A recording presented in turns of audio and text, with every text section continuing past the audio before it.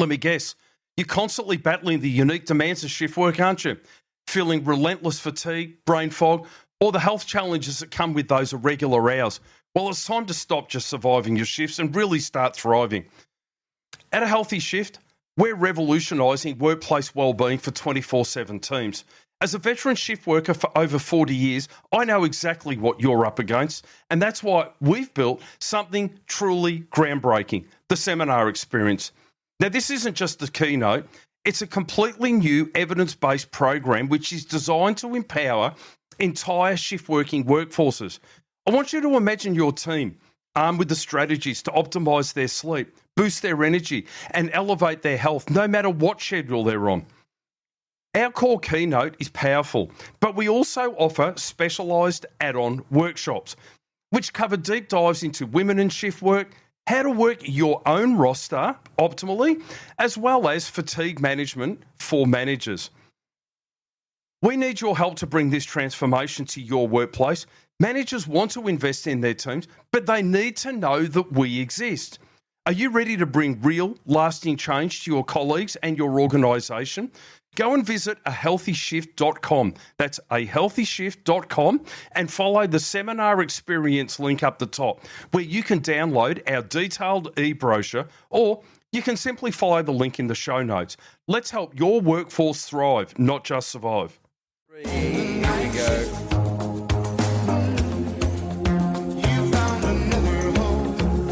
It seems to have been a while. For those that don't know, the great Roger Sutherland, founder of A Healthy Shift for a long time, was a officer here in Melbourne town, 40 years on the job. He helps these days workers get through their shifts. That's why he's here to get me through the night, baby. But actually thrive, coaches and boost energy levels and all that sort of stuff. But not only all of that, he's just a great bloke. Roger, good morning. Nice to see you. Good morning to you, Tony. How are you this morning? You're right. You sent me a little note and you said, I'm all fired up, baby. Oh, yeah, I've got a lot of things about which to chat. A couple of things before you start. Today, 41 years since you entered the police academy, not the movie, the police academy. And you've been out for 12 months. But 41 years ago today. Yeah, on 41 years ago today is the day I walked through the gates and started in Vicpol. Memories? It was just, I remember, because I wanted to join when I was 16 and I was accepted to join when I was 16 for the cadets. And then 6 weeks before we were due to start, the government abolished the cadets. So I would have done year 11 and 12 in the cadets for the police. Would that been down here in St Kilda Road? No, it was the old Savoy Plaza, literally across the road really? here. Okay. The old Savoy Plaza Hotel opposite Spencer's Southern Cross Railway Station. Yeah, of course. It would have been done there, year 11 and 12. You'd probably remember. Have you seen the video of the skipping team, the cadet skipping team? Not that I can recall. Anybody YouTube that? YouTube the Victoria Police cadet skipping team. Yeah. They appeared on the Don Lane show a number of times and were fabulous. But you weren't in there. I was not in that. No. But anyway, then I had to go and find a job. Remember my mum taking me to the academy and we met someone and he said, go and get a job in retail somewhere where you're dealing with the public. So what I did was I went and got a job in a supermarket, started off as the storeman, ended up managing the store, and at 18 I started my application process, and at 20 I started in Vicpol. What an experience, what a journey. I caught up with my squad for my 40th anniversary, and it was Melissa, my partner, came along. She said, it's unbelievable, the chemistry between you people. It's a bond that is unbreakable. And it doesn't matter how often you've seen each other, everyone's the same. And it was really quite incredible. It was an area I felt really safe in. It was an area, because it's been very traumatic for me the last few years. So, but anyway, we are here. And it was, in 4 days' time, I will have been out for 12 months. Does it feel like 12 months?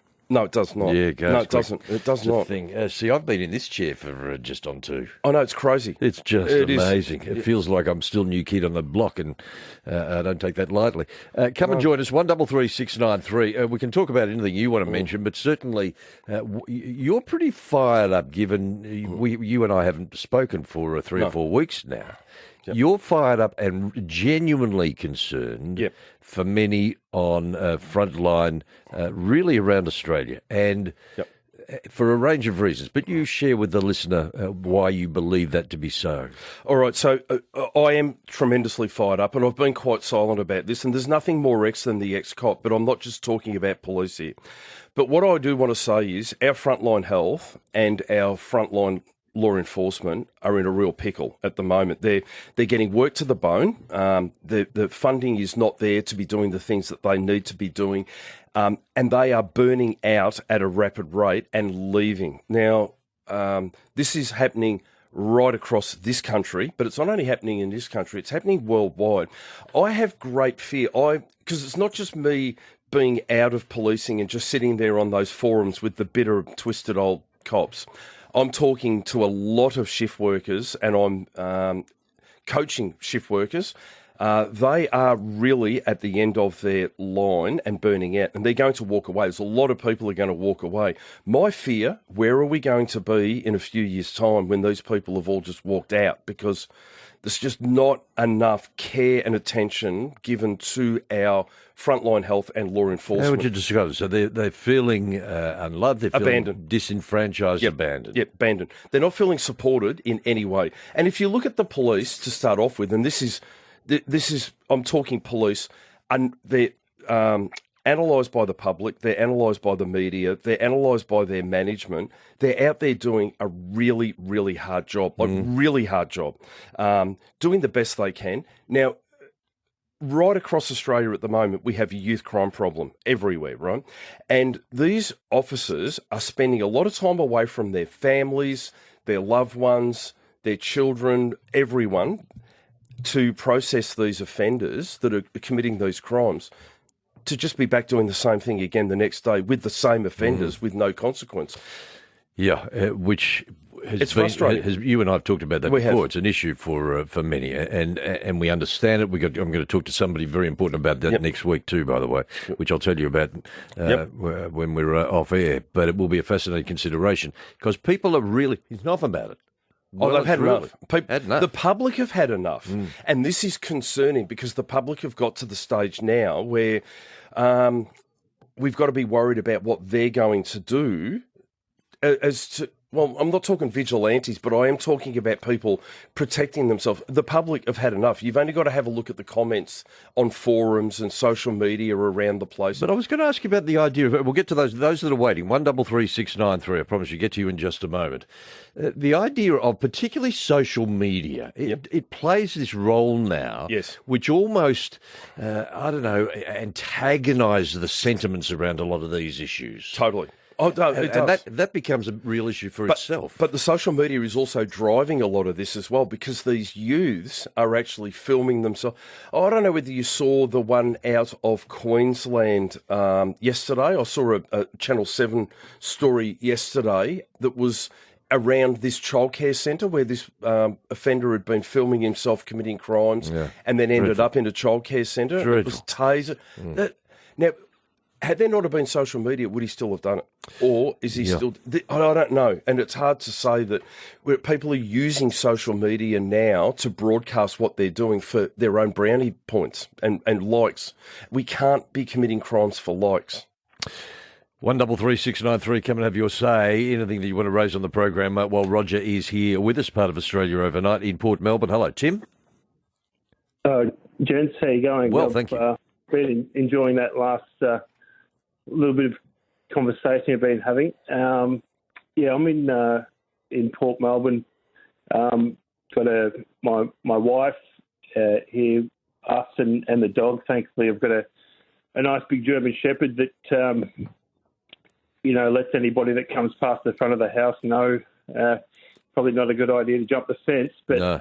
I rang the police, rang 000 last Friday afternoon. There was a couple of young kids sort of hanging around. It's we're a pretty tight-knit community here. We sort of know who's coming and going. So rang 000, said, hey, there's a couple of young guys hanging around. What reaction did you get? Well, I don't want to. The people that work there and answer the phones are doing the best they can. They've only pass on the message, but there was the message from the police was basically, did I have a weapon? I didn't want to say I couldn't see they had a weapon, so I said no, I couldn't see they had a weapon, and basically just monitor them. And my concern was I've got elderly neighbours on the side of my house, and that they were using that empty house to jump over and get into the neighbours. So I took Riker, my dog, and the police were, don't approach them, don't this. I said, well, Yeah. You guys don't. So, you guys aren't Tim, coming. let me just leave you there for a moment, if I can. I just want to get Roger's reaction to that, because when we ring 000, and you've been very involved in that, and Melissa, I think, still involved in that particular area.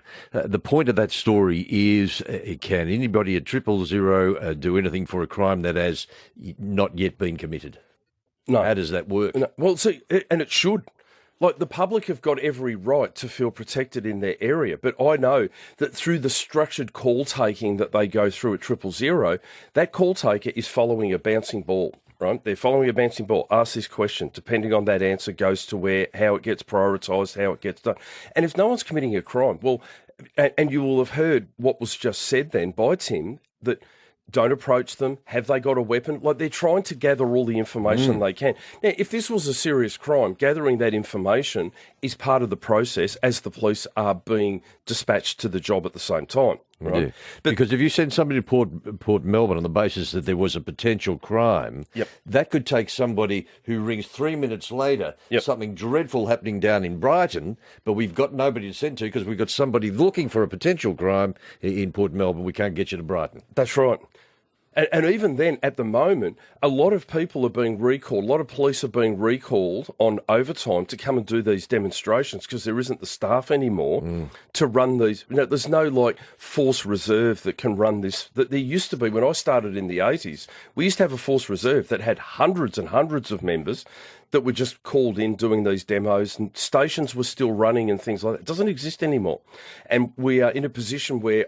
And I know from experience, because my own family members are taking overtime to actually, or having to do overtime to fill these spots for these demonstrations. Yeah. On a Sunday, 300-odd police running these demonstrations. Which you and I pay for. Which we pay for. Yeah. But then, Tony, where you live, there's no police covering you because the station can't actually function because they're doing the demonstration. Meanwhile, 2 or 3 cars are racing up and down Monash Freeway, and there's nobody there really monitoring that closely. And the Polair, the helicopter, like I've got a friend of mine that's there. The Polair can see these offenders driving because it's like shooting fish in a barrel from the air because you can spot them from wherever, the way they're driving. And then they call for a local unit. There's no local units available because there's just no one available. I think if the public were really aware of how diabolical the situation is and my prediction of how it's going to get, how bad it's actually going to get, the public should be in fear, not just from what's happening in the streets, but we don't who's want going to do that's the the thing, job. we don't want to create the fear. And No, we don't. Part of the problem as well for community rest Safety. or unrest. Yeah, safety. I agree. It's a challenge. But we can't have vigilante. No, we can't. We'll talk more about that in just a moment. And your calls, come and join us to have your say. 133693. I'm Tony McManus. Roger Sutherland is here, former copper, 40 plus years. 133693. Jump on board 133693. Perth listeners in WA, because you've got lots of activity in that part of the world as well. 133882. Same for 5AA. Just the normal talkback number 133693, and you get through and become part of the program. Chris, you're in South Australia, and you've been driving armoured vehicles for how long, Chris? Around about 37 years, 36 years. I've appreciate what the police go through. I've gone through the same bit, long hours during the day, but virtually I got married, halfway through type of thing, and doing hours and things like that just to, pay for the house and everything. But it's cost me school fees, my marriage. Yeah. I've got the house paid. I'm here by myself now. She's left. She had enough of it type of thing. But it gets to the stage, even when you're off duty, you're walking through shopping centres and you're watching everything that goes on. You just can't get it out of your system, But no, it's mucked up my life. It's taken time just to sort of debrief yourself on things and what's going Chris, on. Can hear it in your voice. Demoralising in many ways and upsetting, presumably. Yeah, it's I'm not the only one. There's other ones out there, and the police are going through the same thing, and and everything else like that. But it's just one of those things. I go down to the shops now. Just get in the car and go down there, and you're walking around, and you just can't get that out of your system. You're looking at different things and just wondering what people are doing, and it just But, Chris, great call. It's puzzling. Yeah, Chris, I've got your back, right? Because I totally understand exactly how you feel and what you're going through. And this is my concern for people doing your job and the people that are doing this frontline and emergency services and frontline health at the moment. This is going in all the time, and it builds up and it builds up and it builds up. We are not what we thought we were. We thought we were bulletproof. What we don't realise is, and you will back me up on this, Chris, is how your normal becomes a new normal, and then it becomes a new normal and a new normal. And it isn't until you suddenly wake up one day to realising, I'm looking at everything in the shopping centre, I'm eyeballing everybody, I sit in a cafe with my back to the wall so I can see the door, and there's so many things that actually occur that become your normal that are actually not normal behaviour. And this is something that is why I'm really concerned, because we're being exposed to more and more and more trauma all the time now. But we got your back, and I'll tell you now, Chris, just so you know, it's normal. It's not normal to feel that way, but so that you know, I understand. Good on you, Chris. Good call. Thank you. 133693. Rob, hello in Richmond.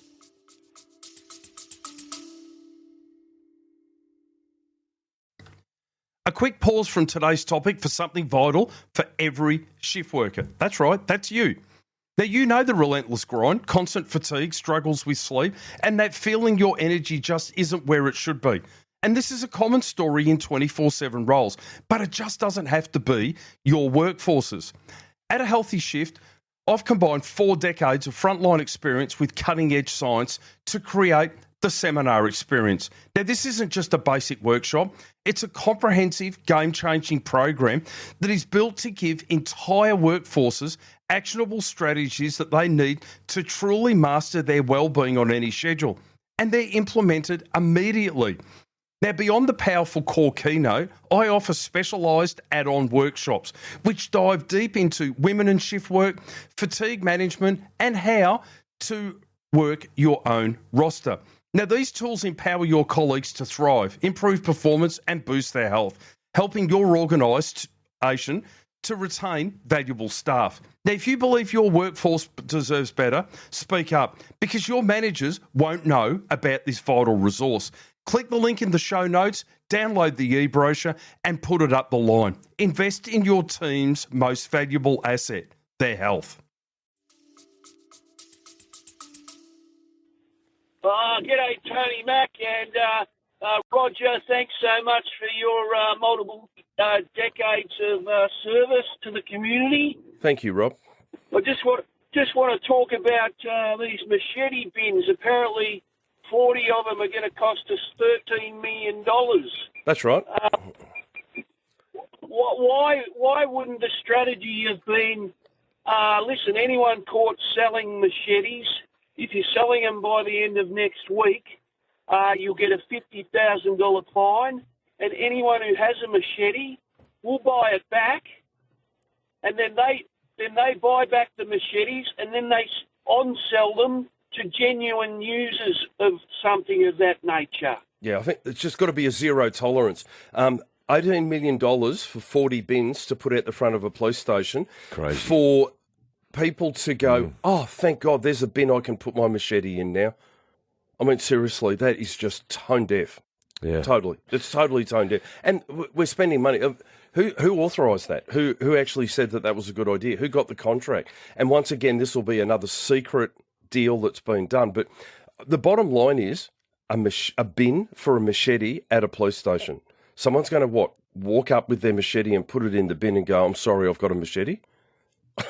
bizarre. I think most, but at some point, and this is just so for people in South Australia and WA who have not dissimilar issues either, by the way. But how is it been so poorly managed in that sense? Who would have made that recommendation to government, and then government signs off on it? I know. Yeah, that's right. Who's made that recommendation to put a bin there? Like we had the problem is we don't have, like when we had the firearm amnesty. You'll remember when John Howard had the firearm amnesty, and we handed back all of our firearms back in, and they were walked into police stations and burnt. It was different times, though. Totally different. Yeah. But machetes, the solution is not to address the machete. The machete doesn't harm anybody at all. Yeah. It's Chris, the person that's swinging it. Chris, you wanted to say, or we'll go to Chris very quickly in Broady. Hello, Chris. I think we maybe see if any of those PSOs around Parliament, the installations and that, see if they want to join the ranks. We need funding from the Commonwealth. Victoria hasn't got it. And then replace them with security guards. And I think where it probably is with the cultures too, is that my mate John, who has Order Australia, was telling me earlier tonight, the immigration officials haven't got the proper people in place to scrutinise people when they migrate here. They can't assimilate. Yeah, it's not a racial... Look, there's all those sorts of issues. Nobody's going to disagree with that. But they have to be managed by government. Not you and I, not the people in the street, but it has to be managed by government. And you have to say that there is a level of negligence or, I don't know, not reading the room, I think is the expression. I haven't read the room about this. Every time on social media, and I want to be clear, and I know I say this every time I come on the show, but it's not the police's fault. It's not the magistrate's fault. They're operating with their hands tied behind their back by the legislation that's put in place by the government. And people have got to understand that laws come, people can only work to those laws. What we need to do is tie the magistrate's hands in the opposite direction, that there's no option other than to jail them and put them away or refuse bail. But we're not doing that. Yeah. We're not doing that. That's the problem. And then there's a text there. And see, I don't understand this. There's a text there that simply says, lefty madness, you get what you vote for. But that's the idea of democracy. So if you don't, I keep saying this, I've said it so many times now, people must get bored with it. If you don't like the idea of democracy, then you throw that out with the baby. Yep. What do you replace it with?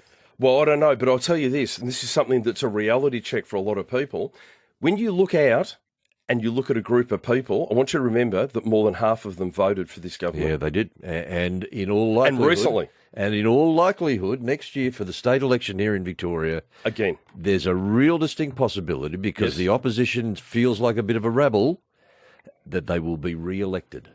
The thing that I don't understand with the opposition, and not whether I'm left or whether I'm right, beside the point. It's got nothing to do with it. It's got nothing to do with it. The bottom line is, where is the opposition? There's so many areas that they could be standing up, that the public could be standing and cheering and saying, let's go to the polls now, I'll vote for you right now. But having said that, Brad Batten, I think it was in the media in the last couple of days where he saw, witnessed or heard on a radio station, he's driving in from Berwick, he said, I better go back and have a look at that. So he went back and had a look at it so he could get a sense of what was unfolding, how it was unfolding and why, and who the main players were in that event. And he copped a load of feedback saying, what was the point of that? I know. So you're damned if you do, damned if you don't. Now I want to talk about that from a ex-cop's position, because he's driving along and that would have been an automatic thing for him to do, to turn around and go, I might just go and have a look at that. He wouldn't have been thinking, Brad Batten MP, I'll get brownie votes here. I would almost guarantee that in the back of his mind, it was literally that cop mode that went, I might go and have a look and make sure that that's what's going on there. He should have been applauded for that. Of course he should have been applauded and for would know He's enough a man standing up in society. And he would have known enough to not get involved. Correct. But from a distance, I've got to just watch how this is going on. How's this being managed?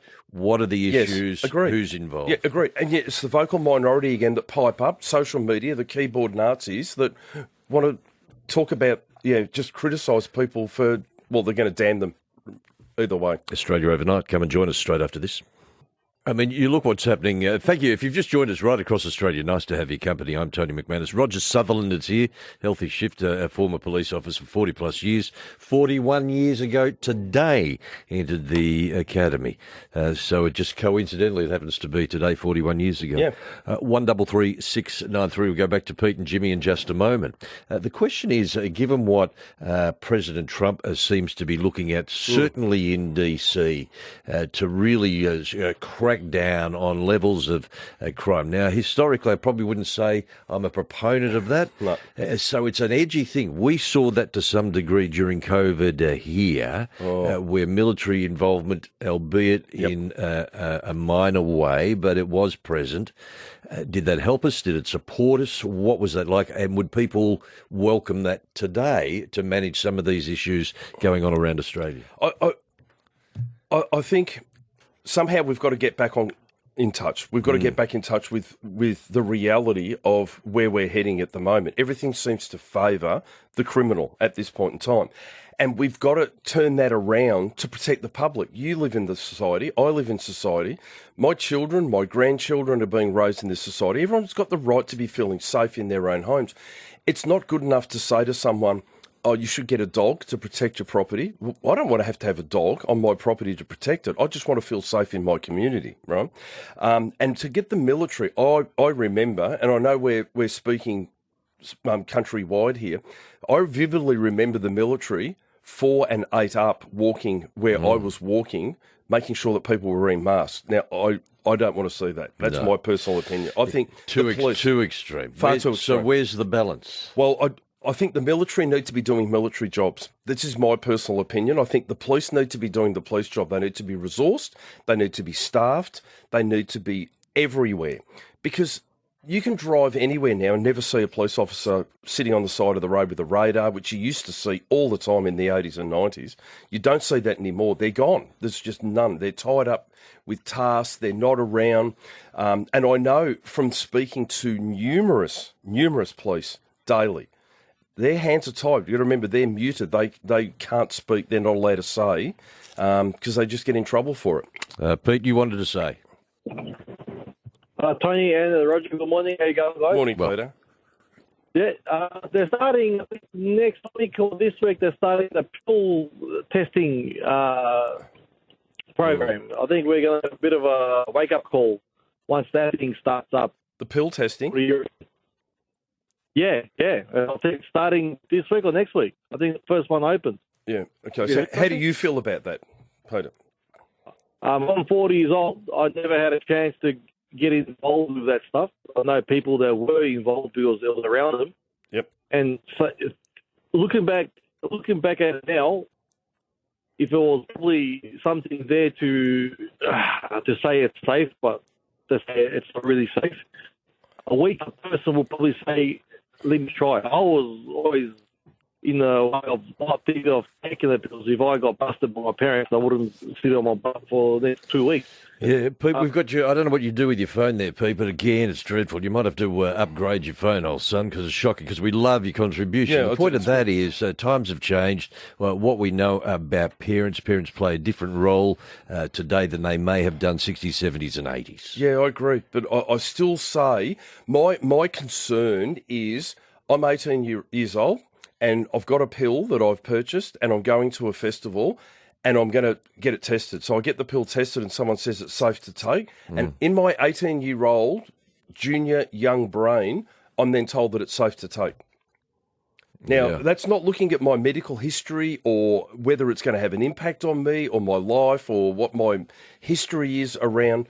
Are they testing the person as well? I've got to be honest, I'm ignorant, I don't know. Who knows? I mean, the stories last week were out there where, billions of dollars of drugs come into this country. Billions. Yep. That they know of. Yeah, and they'll legalise it. You watch, they'll legalise it so they can tax it. Right. So, but is that going to help the situation in terms of the behaviour around? No, it will not. It just heighten levels of revenue. Cigarettes are legal, aren't they? Look at the tobacco war. Yeah, well, it's worked out really well for Hasn't no it? one. For no one at all. Just dreadful. And allegedly, there's somebody who's pretty much running that whole operation and Offshore. doesn't even live in Australia. No, they're just making a fortune out of it. It's crazy. Yeah, it is. Let's take a couple of these calls. Jimmy, you wanted to say anything to add? Good morning. Good morning, Tony, Roger, and Jackson. We're all here. What did you want to say, Jimmy? Nice to speak to you again, Roger. I've been waiting for you to come on. Yes, all right to turn the judges, magistrates' hands and that if they were all corrupt, which because of corruption in the magistrates going on is why most of the criminals are getting away on bail. How do I know this, Tony? It was reported by one of your colleagues on this station. That's right. Tom Elliott speaks about this, about his meeting, doesn't he? Yeah. And it's valid. I'm not saying they're corrupt. I don't know whether it's corrupt. I just think it's something. Corrupt, it's not corrupt is a strong term, but I do think it's manipulated. By whom? Well, who's telling them what to do and how to go about it? That's got to be coming from the government. Well, the law. I mean, Mr. and Mrs. Magistrate, Mr. and Mrs. His or Her Honour, they aren't sitting there going, I've just had a phone call from whoever, and they're telling me how to behave, how to do my job in a... You don't think? In a court. You don't think? Well, have we seen evidence of that? No, we haven't seen evidence of it. That's my point. And you and I know that these things are based on evidence. Tom Elliott's conversation... And I bet Tom Elliott has probably not seen evidence. No, he hasn't. But he's been involved in a conversation. He makes it quite clear he's involved in a conversation with someone who would lose their job. Now, that tells me quite clearly that if that person was identified, they would lose their job because it would be a leak of what is actually going on and the instructions that have been given. So where are those instructions coming from?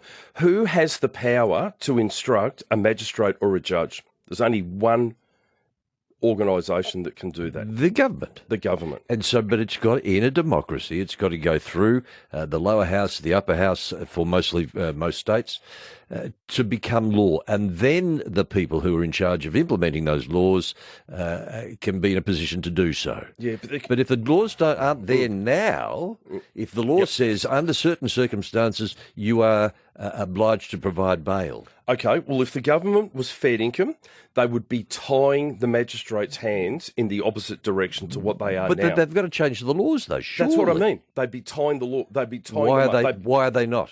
Well, that's the $1 million question. Why are they not? Can they not fund jails? Can they not? Are they concerned because they don't have the staff to man the jails that are sitting there empty and ready to go? This is one of the problems that they've got as well. Where do you put them? Where do you put them? It's not a never-ending supply because you've got to have so many staff per prisoner to look after them, and you can't just say, right, jail them, and you put them in jail. Yeah. Someone's got to be there to look after them, and we don't have those staff to do it. Particularly for a juvenile, which ballpark $200,000+ per person per year. Yep. Plus, that's conservative. Plus. Conservative. Yeah, so if it's a big expense, so they're avoiding that expense. The government are avoiding that expense by manipulating the outcomes. 133 693. Jump in, have your say. We'll get to more calls the other side of this. Tony McManus, Rogers here. It is Australia Overnight. Morning. Tim, thank you for joining us on Australia Overnight. Say hello to Roger Sutherland. Roger, how are you going? I did catch a bit of you before. You're talking about some of the good guys and girls of the Vic poll leaving in droves, and just wondering how that's going to obviously maybe encourage what we're seeing at the moment through the community, where these offenders are seeing these cops that are hardened, that are capable, that are willing to take these people on, but obviously they're going to get turned upside down if they take them on in the way they need to be taken on. Yeah, so that's right. They're leaving It's a very good point. I suppose the other link to that, thank you, Tim, might be the association with young people that are 19 when you were starting at 18, 19 and 20. Bulletproof. Thinking that what I'd like to do is serve my nation, serve my state, my community in the role of an officer. And you did 40 years. Yes. But how many of them out there going now, well, this would be a really good idea. I'd like to be an officer. Is that going to be impacted at some point? It's absolutely. I don't believe, and this is my opinion as well, and that is, it's different now. People applying now are not the same people who were applying. Like I started, and everyone that started when I started were 30-year plus people that were going to do 30 years, no doubt. And majority of my squad did that 30 years. But we had our squad reunion. Majority of them were left. There was only a few that were gone. Is that time frame shifted and changed? Oh, totally. You know, the life expectancy of a cop now is somewhere, I don't know, it's between 7 and 10 years. That's it. So we're not getting real value. We get no value out of the people. But my argument to this as well is that what's being portrayed as policing and what policing is to attract people into it is not what policing is. Right, it's all fly helicopter and run around with a dog and drive fast cars and things like that until you get in and then you realise that you're standing on demonstrations and you're dealing with family violence all the time. And hang on a second, this is not. I want to go and fly a helicopter. I want to go and play with the dog. And I know you've got to work up to that. You've got to get to there, and I think people are confused. They're being misled as to the way to go in, and there's no doubt about it that the social media has a massive impact on that. We need cops, not TikTokers. That's the bottom line that I say. There's the T-shirt just there. We need cops, not TikTokers. Yeah, we need door knockers, not TikTokers. Did you, at the front of Flinders Street, did you do the traffic? At 12 Point, the intersection of Flinders and Swanston Street. Yeah. Now, people will remember years ago that you used to see the sergeant or the senior constable walking around with about 8 young connies. At least. Yeah, and they were all standing there learning how to direct traffic. And I remember, doing 12 Point, and we used to see how many cars we could pack into the hook turn to get around. Like, we get 12 cars in to get around the hook turn. It was a challenge for us. You'd get excited. We would get excited, and then, you'd go off and your colleagues would be going, that's great. Yeah, Jamaica in Queensland, hello. Hi there, how are you? We're well. You wanted to say? Yeah, I just wanted to ask good old Roger if you could just give me tips on a simple version of introducing simple and realistic hacks to a new staff member who's just started that hasn't experienced any shift work. Yeah, I think one of the best things that they could possibly do, Jamaica, is to actually... What they need to be doing is they need to be going to ahealthyshift.com. I've got blogs there. I've got at a_healthy_shift. I've got lots of tips and hints. And what they need to do is go and have a chat with Jamaica because she knows exactly how to go about doing it, don't you? I do have a couple of tips, but not as much as what you can tell us. Yeah. No, that's right. But I think one of the things is, I think the most important thing for people doing shift work today, the most important thing for people to actually understand is to make sure that they are aligning their circadian rhythm as much as they can, and this is controlled by light. So what you want to be doing is trying to get up at the same time every day. Jamaica, it's a great question. And the other thing, too, when we're talking about people that serve as police or, as you say, the frontline workers, given that it is often shift work because it needs to be, the pressure and the impact that has on family life is enormous and, again, is often not addressed by way of having people understand at a very young age these are the situations that you're going to be in maybe for pretty much all of your career. That's exactly right. What I want to say, the most important thing here is, and this is the campaign that I'm on, and this is my mission at the moment, I want to get into the academies and the educators and educate people in the very first start so that they learn. Because shift workers are the ultimate self-sabotagers, right? But it's not their fault. Right, it's not their fault because they've not been educated. We are packing humans into a 24/7 society today that have not been taught how to go about doing shift work. This is the biggest problem that they have.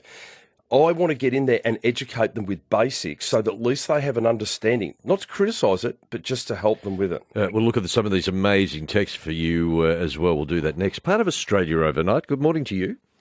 And great to have your company right across Australia. 133693. We'll take some more calls straight after the news. Roger, A Healthy Shift, you can have a look at that. A Healthy Shift, it's a website, healthyshift.com. Or on the Instagram at _healthy_shift. And I've also got the podcast that people can listen to, which is called A Healthy Shift as well, where I publish an episode twice a week there. A Healthy Shift podcast on all, so wherever on you all get platforms, everywhere, wherever you listen. Yep. Don't leave it as long. No, I'll be back in 2 weeks. Fact. Promise? Promise. Okay. I won't leave you hanging again. Thank you. Loved it. Thank you for having me. You're more than welcome. So let me just give you those details again, because we get calls. Healthyshift.com, healthyshift.com, all one word. Instagram at _healthy_shift. Is that the best one you could get? I know, it's a mistake, but it's stuck. And A Healthy Shift podcast on all platforms. For those that are waiting, and there are many, many texts that are coming through as well. Dumb people with nothing to lose decide our fatal. Decide our fate. Yeah, that's right. Stop compulsory voting. Well, that's a different issue, really, but I guess in a sense connected. We will do this. Come back. Plenty of time for your calls. Come and join me at the other side. More Australia Overnight.